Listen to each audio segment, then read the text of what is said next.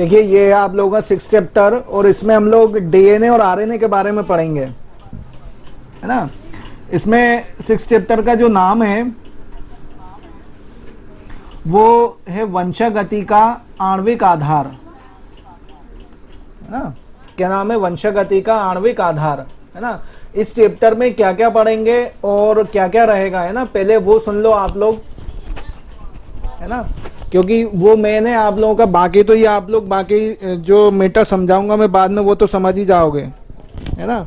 तो जो मैं समझा रहा हूँ अभी वो ध्यान से सुनना, क्योंकि वो लिखना नहीं है, वो आपको याद रखना है ना। और वो कहीं कहीं पूछ भी लेते हैं, तो चाहो तो आप लिख सकते हो उसे वैसा का वैसा ही जैसा मैं लिखूंगा ना। तो देखिए इसमें जो हम मेन पढ़ेंगे डीएनए और आरएनए के बारे में पढ़ेंगे ना। आणविक आधार मतलब इसमें हम किसके बारे में पढ़ेंगे? अणुओं के बारे में पढ़ेंगे, है ना। आणविक आधार में अब आपको मालूम है डीएनए की फुल फॉर्म क्या होती है और आरएनए की फुल फॉर्म क्या होती है, ये आप लोग पहले से भी जानते हैं, है ना। डीएनए की फुल फॉर्म क्या रहेगी? डीऑक्सी राइबो न्यूक्लिक एसिड, और आरएनए की रहेगी राइबो न्यूक्लिक एसिड, ठीक है। अब इसमें आरएनए की अगर हम बात करें तो आरएनए 3 प्रकार का रहेगा, एमआरएनए,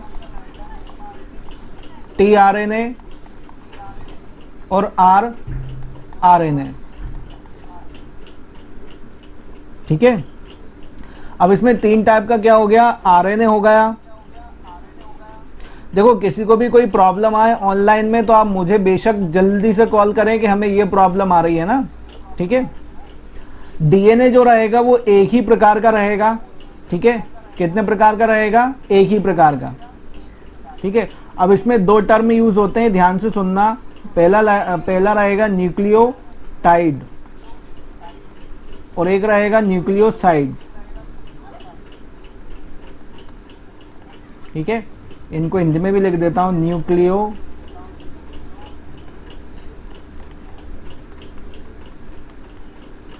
टाइड और ये है न्यूक्लियो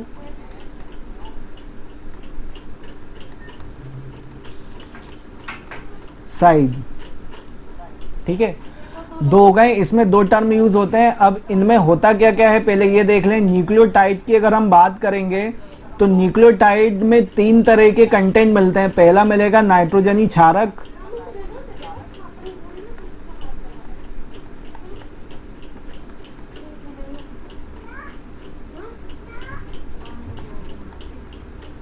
ठीक, प्लस इसमें फॉस्फेट ग्रुप रहेगा, है ना, और प्लस इसमें क्या रहेगी? शर्करा रहेगी, ठीक है। इसे हम क्या कहेंगे? न्यूक्लियोटाइड, ठीक है। ये न्यूक्लियोसाइड हो जाएगा, ठीक। अब इसमें अगर हम बात करें कि नाइट्रोजनी क्षारक क्या क्या रहेंगे, है ना। नाइट्रोजनी क्षारक जो हैं वो कितने प्रकार के होते हैं? 5 प्रकार के, है ना। एडेनिन, ग्वानिन,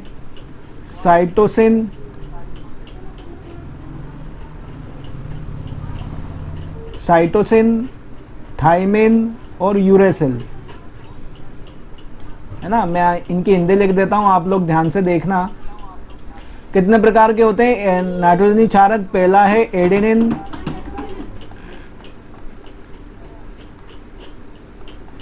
दूसरा है ग्वानिन, तीसरा है साइटोसिन,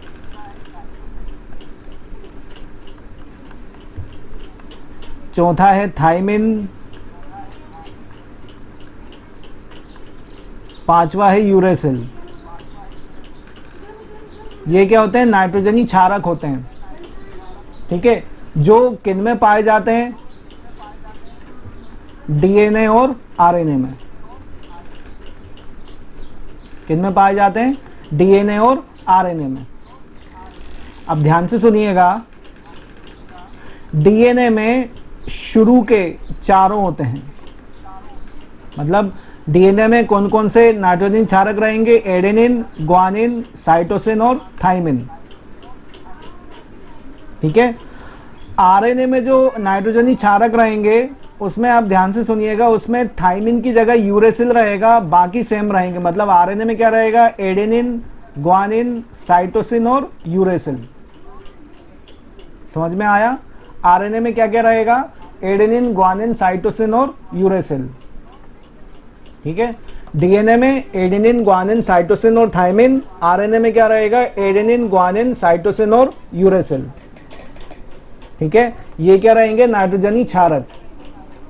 ठीक, अब इनका यूज कहाँ का है ये और देख लीजिए। इसमें ध्यान से सुनिएगा, एडेनिन हमेशा थाइमिन के साथ डबल बॉन्ड से जुड़ेगा और ग्वानिन हमेशा साइटोसिन के साथ ट्रिपल बॉन्ड से जुड़ेगा।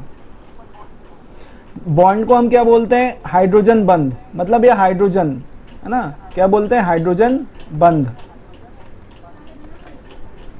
ठीक है, तो ये क्वेश्चन पूछते हैं, इसलिए ध्यान रखना कि एडेनिन और थाइमिन के बीच कितने बंध या कितने हाइड्रोजन बंध पाए जाते हैं, तो 2, और ग्वानिन और साइटोसिन के बीच कितने पाए जाते हैं? 3, है ना।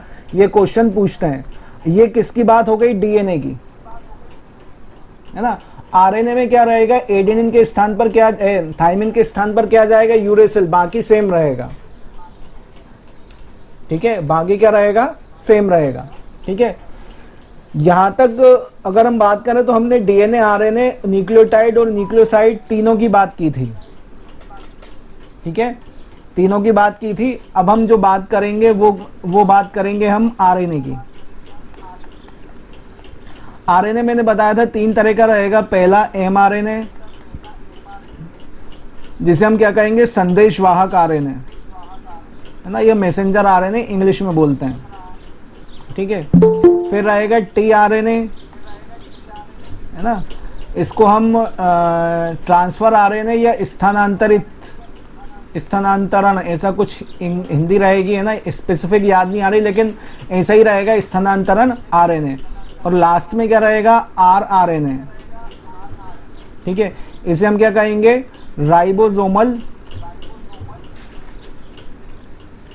आरएनए, है ना।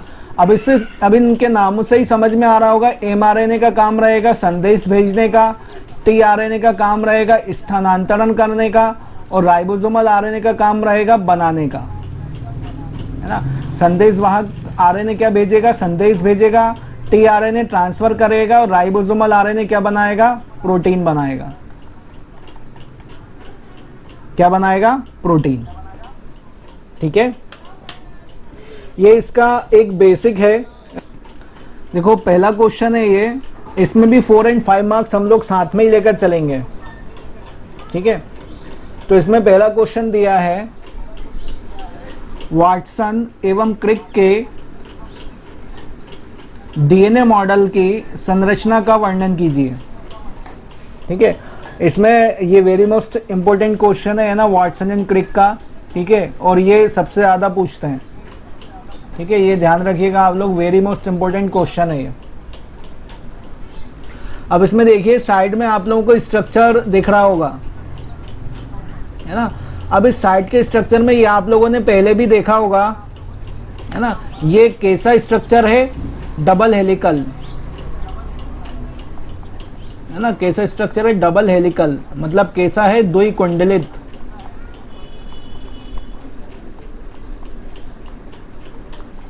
ठीक है, कैसा स्ट्रक्चर है? द्विकुंडलित। द्विकुंडलित है, और इसमें क्या हो रहा है? देखो, एक एंड अगर 3 प्राइम है तो दूसरा 5 प्राइम है, और अगर उसके साथ वाला 5 प्राइम है तो दूसरा 3 प्राइम है, मतलब दोनों क्या है? एक दूसरे के उल्टे हैं। समझ में आ रहा है? देखो ग्रीन पेन से लगाया मैंने, यदि एक 3 प्राइम है ऊपर वाला तो नीचे वाला 5 है, और अगर ऊपर वाला 5 है तो नीचे वाला 3 है ना। मतलब दोनों क्या है? एक दूसरे के उल्टे हैं, एंटागोनिस्ट हैं ना। फिर इसमें क्या लिखा हुआ है? Base pair. अब देखो बेस पेयर में क्या रहेगा, इधर ध्यान से देखना नीचे, मैं आप लोगों को और जूम करके दिखाता हूं इसको।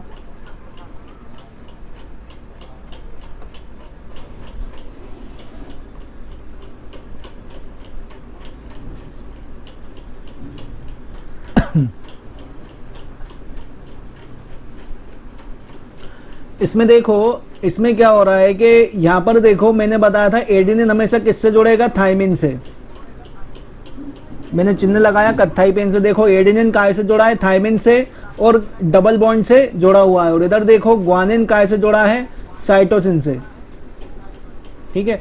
और इसके साथ साथ देखो एडेनिन के साथ क्या जोड़ा हुआ है, एस और पी, और थाइमिन के साथ भी क्या जोड़ा हुआ है, एस और पी। देखो एस का मतलब होता है शुगर, शुगर मतलब शर्करा, और पी का मतलब होता है फॉस्फेट।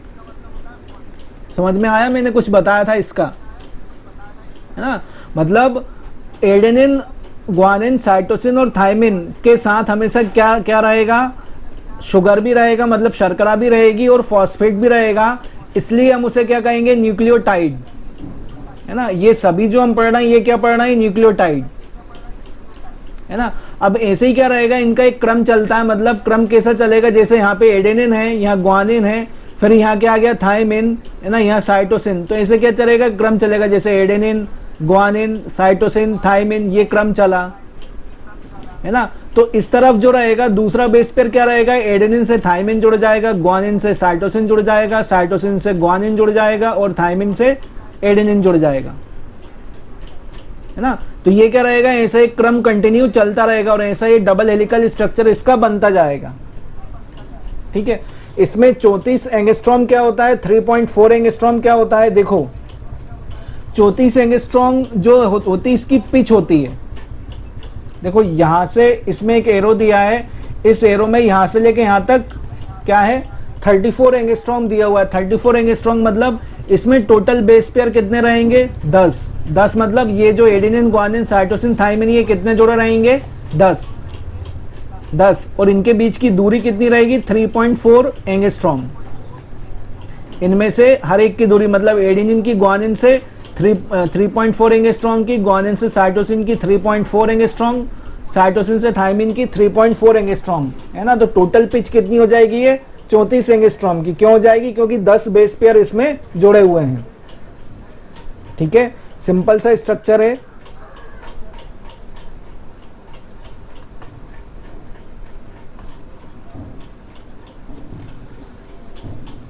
ठीक, ये स्ट्रक्चर इतना ही है ना। इसमें जो मेन था वो मैंने पूरा बता दिया। अब आगे का जो मैटर है वो हम इसमें देखेंगे, है ना। इसमें देखिए डीएनए की कुंडलीय संरचना का अध्ययन एक्सरे क्रिस्टलोग्राफी एवं रासायनिक विश्लेषणों द्वारा विल्किंस ने किया था। देखो विल्किंस क्या थी, एक लेडी थी, और इसने क्या किया था, डीएनए आरएनए की डीएनए की संरचना बताई थी, है ना। विल्किंस ने बताई थी, केवल वाटसन एंड क्रिक ने इसको प्रस्तुत किया था। क्यों प्रस्तुत किया था, क्योंकि क्या था कि विल्किंस कॉलेज जाती थी, यूनिवर्सिटी जाकर अपना जो रिसर्च था डीएनए वाला वो करती थी। वाटसन एंड क्रिक क्या था कि उनको मतलब वॉच करते थे कि ये कर क्या रही है, बाकी उन्हें ये नहीं मालूम था कि विल्किंस कर क्या रही है। अचानक क्या हुआ कि विल्किंस का यूनिवर्सिटी में आना बंद हो गया, है ना। मतलब वो बहुत दिनों तक नहीं आई। तो वाटसन एंड क्रिक ने सोचा कि जो उन्होंने काम किया है वो देखा जाए कि उन्होंने किया क्या है। तो उन्होंने जब इसकी डीएनए की संरचना देखी तो पहली बार तो उन्हें समझ में ही नहीं आई। फिर क्या हुआ कि उन्होंने उनकी जो थीसिस थी, जो उसके बारे में लिखा हुआ था, जब इन्होंने इसको पढ़ा वाटसन एंड क्रिक ने, तो उन्होंने क्या किया कि विल्किंस का नाम छुपा के अपने नाम से इसको प्रस्तुत कर दिया कि डीएनए का डबल हेलिक्स मॉडल हमने खोजा। लेकिन बाद में जब पूरी रिसर्च हुई तो ये मालूम चला कि ये कॉलेज में सबसे आवारा बंदे थे, है ना। आवारा बंदे होने के बाद भी इन्हें क्या मिला, उसका सम्मान मिला। क्यों मिला, क्योंकि अगर वाटसन एंड क्रिक नहीं होते तो विल्किंस की जो खोज है वो सामने नहीं आती। उनकी केवल गलती ये रही कि उन्होंने दुनिया को ये नहीं बताया कि ये खोज हमारी नहीं है, ये विल्किंस की खोज है ना। तो ये इनके ऊपर एक कहानी है जो पूरी लिखी हुई है, ठीक है। फिर आगे विल्किंस ने किया था, फिर जेडी वाटसन तथा एफएचसी क्रिक ने डीएनए के अणु की संरचना को स्पष्ट करने के लिए डीएनए का डबल हेलिकल मॉडल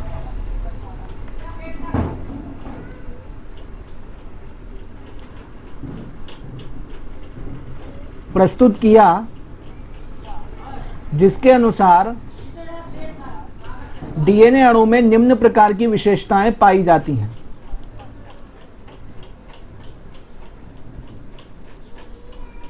ठीक है, अब इसमें पहला पॉइंट क्या दिया उन्होंने, डीएनए का अणु दो समानांतर स्ट्रैंड है, क्योंकि एक 3 से 5 जा रहा है और दूसरा 5 से 3 आ रहा है ना, या लंबे धागे नुमा पॉलीन्यूक्लियोटाइड श्रृंखला का बना होता है। देखो पॉलीन्यूक्लियोटाइड क्यों रहेगा, क्योंकि देखो ये सभी क्या है, एडेनिन, ग्वानिन, साइटोसिन, थायमिन, ये क्या है, न्यूक्लियोटाइड है ना, हमें मालूम है। लेकिन क्या हो रहा है, 2 से ज्यादा हैं। जब 2 से ज्यादा होते हैं तो हम कौन सा वर्ड यूज करते हैं, पॉली मतलब 2 से ज्यादा होना, इसलिए हम इसे क्या बोल रहे हैं, पॉलीन्यूक्लियोटाइड। ठीक है, जो एक केंद्रीय अक्ष के चारों ओर सर्पिलाकार क्रम में घूमकर एक डबल हेलिक्स बना लेते हैं, है ना। ये देखो बीच में एक लाइन खींची हुई है, सेंट्रल एक्सिस, ये मैं लाइन खींच रहा हूं ये कत्थई पेन से, सीधी नहीं खींच रही है, लेकिन ये क्या है, एक एक्सिस है। ठीक है, ये क्या है, एक एक्सिस है। इसके चारों ओर ये कैसा घुमा हुआ है, सर्पिलाकार, ऐसा घूमा फिर ऐसा, तो ऐसा ही सर्प घूमता है ना। तो इन्होंने यही बताया कि ये ऐसे सर्पिलाकार क्रम में घूमकर कैसा मॉडल बना देता है, डबल हेलिक्स मॉडल बना लेता है। कौन, डीएनए की बात हो रही है। सेकंड पॉइंट दिया है, प्रत्येक स्ट्रैंड की पॉलीन्यूक्लियोटाइड श्रृंखला अनेक न्यूक्लियोटाइड्स के एक क्रम में श्रृंखलाबद्ध होने से बनती है ना। देखो पॉलीन्यूक्लियोटाइड श्रृंखला कब बनेगी, जब ये श्रृंखलाबद्ध होंगे, मतलब एडेनिन, ग्वानिन, साइटोसिन, थायमिन, फिर adenine, guanine, cytosine, thymine, adenine, guanine, cytosine, thymine, ऐसे क्या रहेंगे, ये इनकी संख्या हजारों में रहेगी, है ना, इनकी संख्या हजारों में रहेगी। तो ये क्या रहेगा, एक श्रृंखला बना लेंगे। फिर थर्ड पॉइंट दिया है, दोनों हेलिक्स के एक कुंडल में 5 जोड़ी या 10 नाइट्रोजन क्षारक पाए जाते हैं, है ना। मैंने आपको ये पहले ही बता दिया 34 एंगस्ट्रॉम का क्या मीटर है, तो उन्होंने यहाँ बता दिया कि कितने रहेंगे, एक हेलिक्स में या एक कुंडल में 10 नाइट्रोजन क्षारक रहेंगे। फिर फोर्थ पॉइंट दिया इन्होंने, दोनों श्रृंखलाओं के नाइट्रोजनी क्षारक एडेनिन, थायमिन एवं साइटोसिन, ग्वानिन, है ना। इसमें देखिए एडेनिन थायमिन के बीच डबल बॉन्ड दिया है और साइटोसिन, ग्वानिन के बीच में ट्रिपल बॉन्ड दिया हुआ है। अंदर की ओर आमने सामने स्थित रहकर डीएनए स्ट्रैंड में सीढ़ीनुमा रचना बनाते हैं। देखो आप चाहो तो इसमें देख सकते हो सीढ़ीनुमा रचना बन रही है, ये बैंगनी पेन से मैं बना रहा हूं, ये जो संरचना ये कैसी है, सीढ़ीनुमा रचना बन रही है। ठीक, ये बेस बाहर की ओर डीऑक्सीराइबोस शर्करा से जुड़ते हैं, है ना। ये हमें मालूम है कि इसमें शर्करा का एक अणु होता है और स्ट्रैंड के न्यूक्लियोटाइड्स में शर्करा अणु अपने बाहर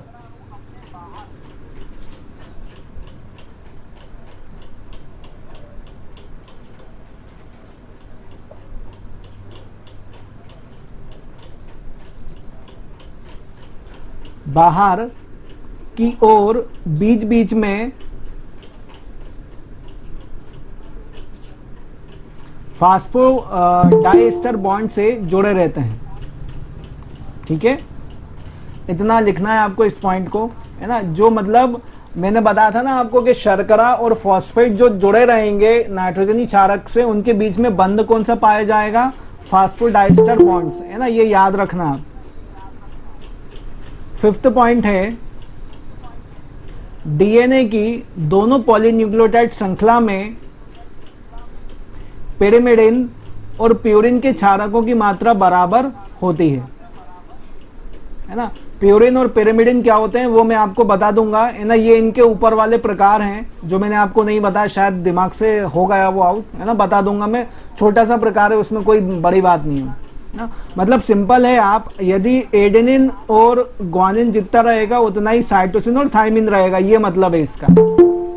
ठीक है, और वो तो आ ही रहा है समझ में कि जब तक एडेनिन रहेगा उतना ही थायमिन रहेगा ना। 6 पॉइंट देखिए, दो विपरीत श्रृंखलाओं में एडेनिन तथा थाइमिन एवं साइटोसिन तथा ग्वानिन एक दूसरे से कमजोर हाइड्रोजन बंध द्वारा जुड़े रहते हैं। ठीक है, इनके बीच हाइड्रोजन बंध कैसा पाया जाता है? कमजोर। ठीक।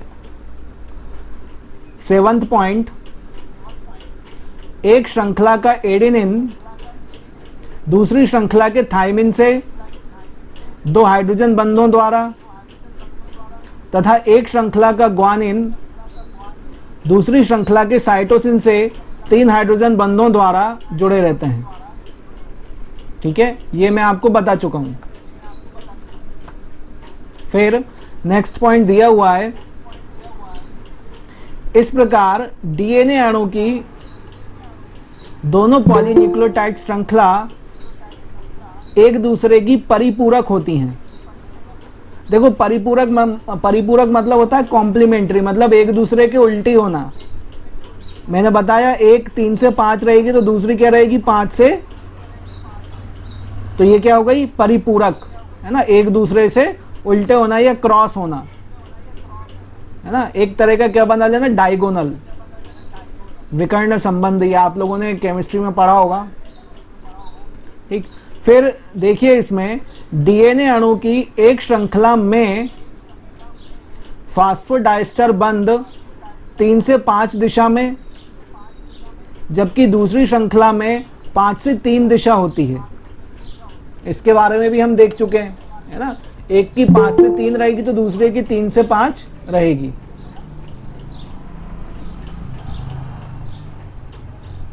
ठीक। फिर इसमें 10वां पॉइंट है, डीएनए अणु के दोनों स्ट्रैंड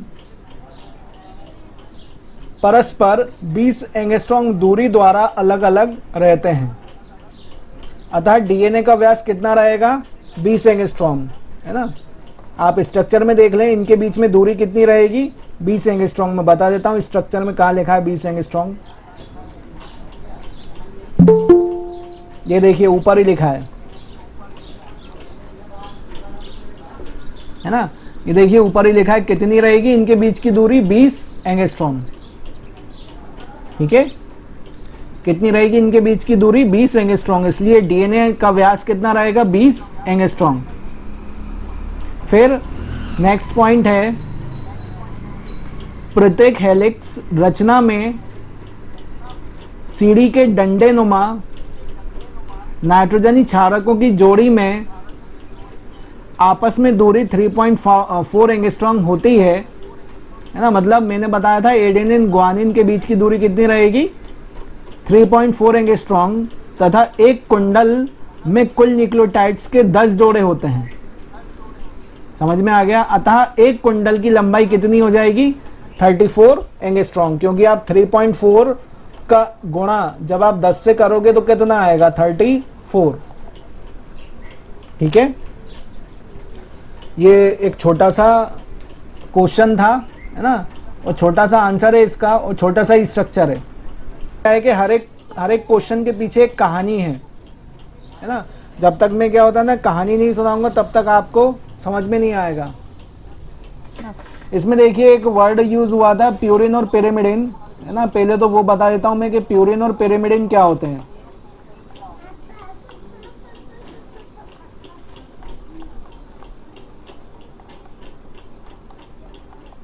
ये प्यूरिन और पिरिमिडिन ही नाइट्रोजनी क्षारक होते हैं, है ना, जिसमें प्यूरिन 2 प्रकार का होता है, एडेनिन और ग्वानिन। पिरिमिडिन 3 प्रकार का होता है, साइटोसिन, थाइमिन और यूरेसिल, है ना। इसमें शायद हो सकता है मेरे से उल्टा हो रहा हो, है ना, लेकिन होता यही है क्रम। ठीक है ना, थोड़ा सा शायद उसमें कंफ्यूजन है लेकिन यही क्रम है। ठीक है, प्यूरिन जो है वो एडेनिन और ग्वानिन प्रकार का रहेगा, जबकि पिरिमिडिन साइटोसिन, थाइमिन और यूरेसिल प्रकार का रहेगा। ठीक है, अब इसमें क्या होता है कि जो प्रोसेस होती है, इस प्रोसेस में क्या होता है कि जैसे हम देख रहे हैं डीएनए भी पढ़ रहे हैं हम लोग, आरएनए भी पढ़ रहे हैं, है ना।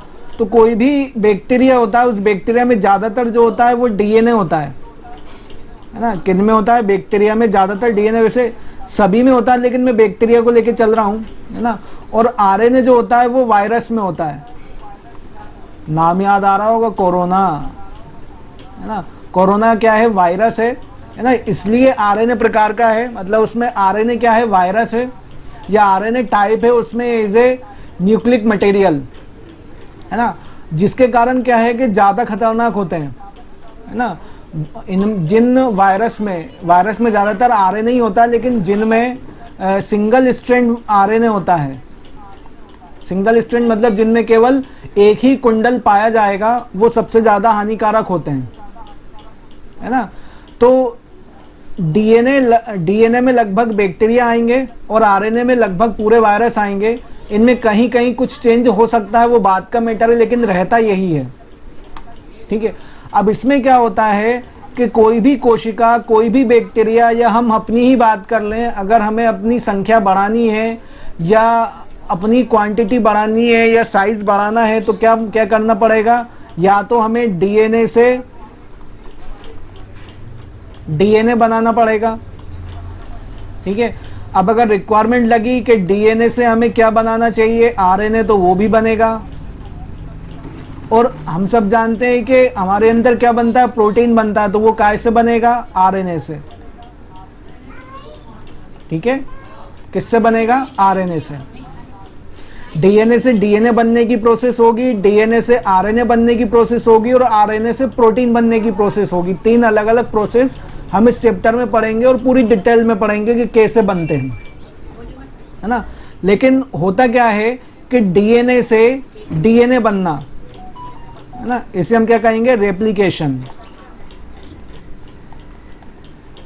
ठीक है ना। इसे हम प्रतिकृति भी कहते हैं या प्रतिलिपिकरण भी कहते हैं, ठीक है। डीएनए से आरएनए बनना, इसे हम क्या कहेंगे? ट्रांसक्रिप्शन, ठीक है। इसे हिंदी में क्या कहेंगे? अनुलेखन, ठीक। और आरएनए से प्रोटीन बनना होता है ट्रांसलेशन।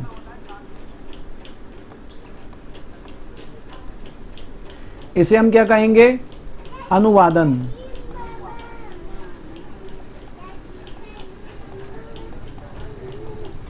ठीक है। इसे हम क्या कहेंगे? अनुवादन। समझ में आया? यह आपको याद रखना पड़ेगा। डीएनए से डीएनए बनना, ठीक।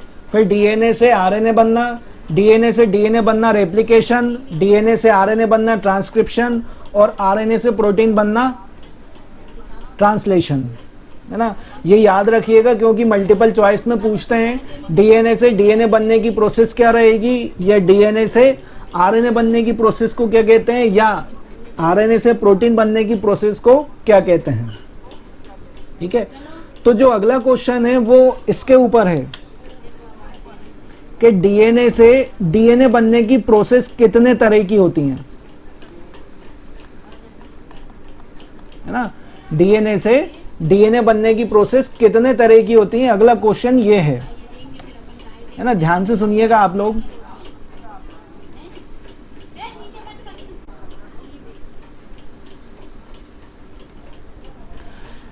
ये क्वेश्चन इसी टाइप से पूछते हैं, निम्न को समझाएं। संरक्षी प्रतिकृति, अर्ध संरक्षी प्रतिकृति और परिक्षेपी प्रतिकृति, है ना। प्रतिकृति मीन्स होता है जैसे अगर आप फोटोकॉपी निकलवाने जाते हो तो वो क्या है? एक तरीके की प्रतिलिपि है ना।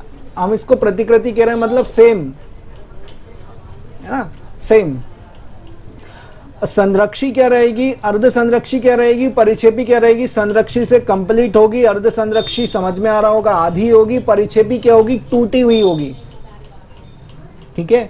इनकी ये शुद्ध मीनिंग है जिनसे हम क्या करते हैं, समझ सकते हैं। संरक्षी मतलब पूरी तरह से कंप्लीट, अर्ध संरक्षी आधी, परिक्षेपी टूटी फूटी। पहली है संरक्षी प्रतिकृति। संरक्षी में क्या रहेगा? इस प्रकार की प्रतिकृति में जनक डीएनए अणु अपने मूल रूप में संरक्षित रहता है और इस अणु से एक नया संतति डीएनए अणु बन जाता है। मतलब देखो मदर स्ट्रैंड दिया हुआ है, इसमें फर्स्ट नंबर दिया है और सेकंड नंबर दिया है ना, फर्स्ट और सेकंड नंबर दिए इसमें, है ना। ये क्या है, मात्र स्ट्रैंड है, इसमें कोई चेंज नहीं होगा। मतलब ये दोनों स्ट्रैंड ना तो अलग होंगे, ना इनमें से कोई टुकड़ा टूटेगा, कुछ भी नहीं होगा। मतलब ये यहाँ पे 1 और 2 सेम ही रहेंगे, है ना। आंसर में क्या रहेगा, एरो के बाद ये 1 और 2 सेम रहेंगे, लेकिन इनसे क्या रहेगा, एक नया संतति अणु बन जाएगा। मतलब 3 और 4 बन जाएंगे, जिन्हें हम क्या कहेंगे, डॉटर स्ट्रैंड, मतलब पुत्री अणु, है ना। या पुत्री स्ट्रैंड, मतलब पुत्री स्ट्रैंड भी हम इसे कह सकते हैं। समझ में आया, है ना। इसमें मीन्स कोई चेंज नहीं होगा जनक में बिना चेंज हुए एक नया कॉपी बन जाना। कोई फिल्म याद आ रही है ऐसी याद आ रही हो तो बताएं हमें। बहुत हैं। रोबोट देखिए, रोबोट क्या हो रही है, रोबोट जो मूवी में 1 से लाखों रजनीकांत बनते हैं, वो अगर हम मेथड देखें तो संरक्षी प्रकार है। मतलब जो रजनीकांत दूसरे रजनीकांत को बना रहा है उसमें कोई चेंज नहीं है, मतलब पहले वाले में भी कोई चेंज नहीं है और उससे दूसरा अपने आप बन गया। तो वो कौन सी हुई प्रतिकृति, संरक्षी प्रतिकृति हुई, है ना। सेकंड मेथड देखिए, इसमें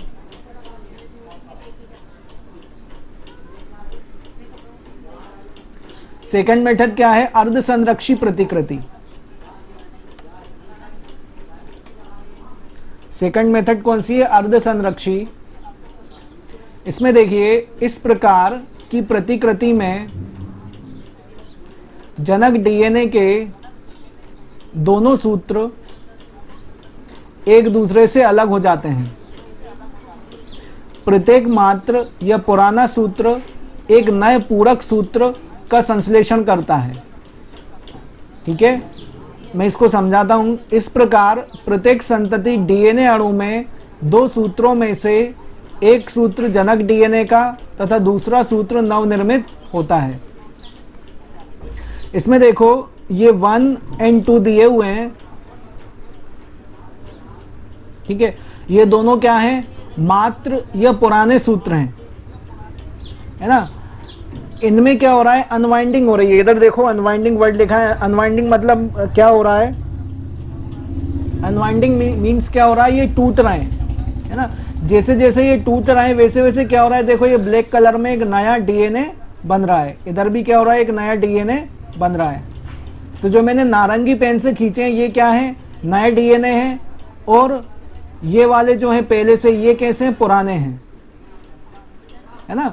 जब ये पुराने हैं तो इसमें क्या लिखा लास्ट में, कि जो नया बनता है उसमें एक सूत्र जनक डीएनए का रहेगा, मतलब एक सूत्र पुराना रहेगा ये वाला, और एक सूत्र कैसा रहेगा, नया रहेगा, है ना। इसमें देखो जो लास्ट बना है इसमें ये 1 है ना, और ये क्या बना, नया, है ना। ये 2 है और ये क्या बना, नया। ठीक है। अब आप लोगों को ये समझ में नहीं आ रहा होगा कि इनके अंदर जो लिखा है cytosine, thymine, adenine, thymine, guanine, cytosine, ये हम कैसे याद रखेंगे। इनको याद रखने की जरूरत नहीं है, अगर आपको समझ में आता है तो देखिए मैं बताता हूं आपको, आप इनको कैसे ज्ञात रखेंगे, है ना। इनको याद रखने का तरीका, जैसे एक तरफ क्या दिया है, आप अपने हिसाब से बनाइए, उसके हिसाब से ना बनाएं। एडेनिन, ग्वानिन, साइटोसिन, थाइमिन, है ना। एडेनिन, ग्वानिन, साइटोसिन, थाइमिन, आप चेंज भी कर सकते हैं इसे, है ना। थाइमिन, एडेनिन, ग्वानिन, थाइमिन, कुछ भी लिख सकते हैं आप, कोई भी क्रम हो सकता है, ऐसा जरूरी नहीं है कि एक ही क्रम चले, है ना। किसी को भी ऊपर नीचे कर सकते हैं आप। अब आपको मालूम है कि एडेनिन से क्या जुड़ता है, थाइमिन, तो आप जोड़ दो। ग्वानिन से क्या जुड़ेगा, साइटोसिन, साइटोसिन से क्या जुड़ेगा, ग्वानिन, थाइमिन से एडेनिन, एडेनिन से थाइमिन, ग्वानिन से साइटोसिन, साइटोसिन से ग्वानिन, थाइमिन से एडेनिन, थाइमिन से एडेनिन, एडेनिन से थाइमिन, ग्वानिन से साइटोसिन, साइटोसिन थाइमिन से एडेनिन। दोनों स्ट्रैंड बन गए। बाकी के स्ट्रैंड तो अब आप बना ही लोगे तोड़ के, है ना। ये क्या हुआ, पहला स्ट्रैंड हुआ, ये क्या हो जाएगा, दूसरा, है ना। जब इनसे टूटेंगे ना, टूटेंगे और नया स्ट्रैंड बनेगा तो इसका उल्टा बन जाएगा, है ना, इसका उल्टा बन जाएगा। यहाँ पे क्या जुड़ जाएगा, एडेनिन, यहाँ साइटोसिन, यहाँ थाइमिन, है ना। यहाँ क्या जुड़ेगा, एडेनिन, यहाँ क्या जुड़ेगा, एडेनिन। ये क्या बन रहा है, इसका नया स्ट्रैंड बन रहा है, एक का। दो का भी ऐसे ही बन जाएगा, एडेनिन से थाइमिन, साइटोसिन से ग्वानिन, थाइमिन से एडेनिन, एडेनिन से थाइमिन, एडेनिन से थाइमिन, ग्वानिन से साइटोसिन, साइटोसिन से ग्वानिन, थाइमिन से एडेनिन, एडेनिन से थाइमिन, ग्वानिन से साइटोसिन, साइटोसिन से ग्वानिन, थाइमिन से एडेनिन। तो ये जो बना है, ये पूरा स्ट्रैंड कैसा बना है, नया बना है। और ये पहले से ही क्या था, पुराना था, है ना। तो ये दो अलग अलग डीएनए बन गए, है ना। एक इधर बन गया और एक इधर बन गया, है ना। मतलब एक नंबर बन गए और दो नंबर बन गए, है ना। तो एक में क्या है, पुराना है और एक में नया है। अगर एक नंबर पे देखें तो इसमें एक पुराना है और एक नया है। ऐसे ही दो नंबर में देखें तो एक नया है और एक पुराना है ना। इसे ही बोलते हैं क्या, अर्ध संरक्षी प्रतिकृति।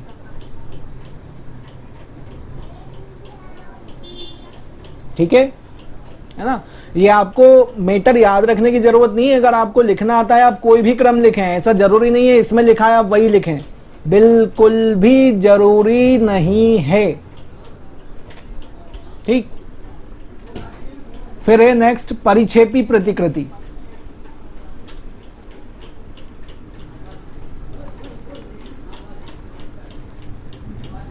थर्ड क्वेश्चन कौन सा है, परिक्षेपी प्रतिकृति।